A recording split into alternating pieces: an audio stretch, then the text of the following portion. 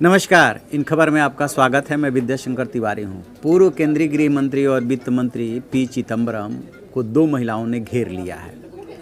यूं तो वो सीबीआई के कस्टडी में हैं, लेकिन जो अभी तक पूछताछ हुई है और जिन महिलाओं से उनका आमना सामना हुआ है या उनके ईमेल और बयान के आधार पर उनकी घेराबंदी की गई है, उसमें दो महिलाएं हैं। एक उसमें से आईएएस अधिकारी हैं और दूसरी जो है आईएनएक्स मीडिया की प्रमोटर हैं।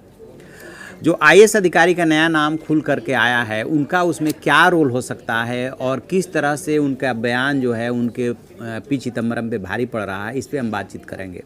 दरअसल जो महिला आईएएस अधिकारी है, उनका नाम है सिंधु श्री खुल्लर। वो नीति आयोग की एक सीईओ हैं और इसके पहले जब वो वित्त मंत्रालय में थे पी चिदम्बरम, तब वो एफआईपीबी से जुड़ी थी और बहुत ही इम्पोर्टेंट पोस्ट पे थी। तो बताया ये जा रहा है कि अभी तक जो सीबीआई ने छानबीन की है, उस छानबीन में चिदम्बरम से क्वेश्चनायर के माध्यम से जो सवाल जवाब किए गए हैं वो तो किए गए हैं, लेकिन दो और चीज़ें उसमें शामिल की गई है। एक तो ये कि जो इंद्राणी मुखर्जी है, उनके बयान और ईमेल से जो उनका जो है काउंटर किया जा रहा है कि इस बात का जवाब दीजिए। और दूसरी बात है कि सिंधु श्री खुल्लर को भी बुलाया गया था, आज भी उनको बुलाया गया है और उनसे पूछा जा रहा है और फिर दोनों के बयानों को मिलान किया जा रहा है और उनको कंट्राडिक्ट कर रही है सीबीआई। तो इस तरह से ये बता रहे हैं कि पी चिदम्बरम को लेकर के जो सीबीआई के पास अभी तक एविडेंस है, जो डॉक्यूमेंट है वो, और प्लस इन दोनों महिलाओं के बयान और प्लस इनसे आमना सामना।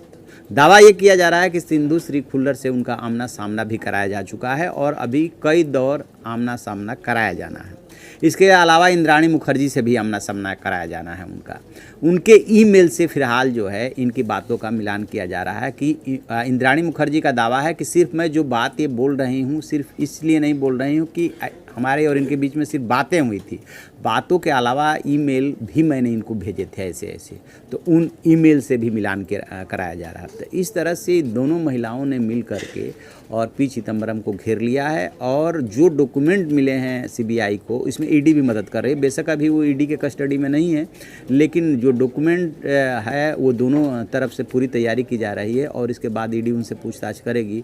और इस तरह से बताया जा रहा है कि आईएनएक्स मीडिया केस में और इससे पहले एयरसेल मैक्सिस जो मामला है, दोनों एक तरह से कह सकते हैं कि आपस में मिले हुए भी है, क्योंकि एयरसेल मैक्सिस मामले में ही इस बात की पोल खुली थी कि आईएनएक्स मीडिया केस में भी उस कंपनी को भुगतान किया गया था जिसके प्रमोटर उनके बेटे कार्ति चिदम्बरम है। तो दोनों एक तरह से कहीं ना कहीं आकर के मामले जुड़ भी रहे हैं।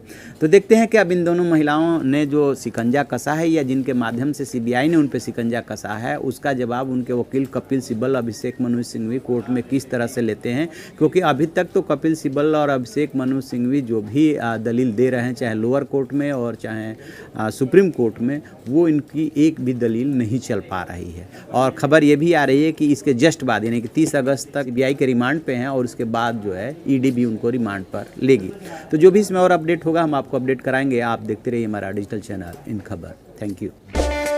इन खबर चैनल को सब्सक्राइब करें और बेल आइकन दबाना ना भूलें।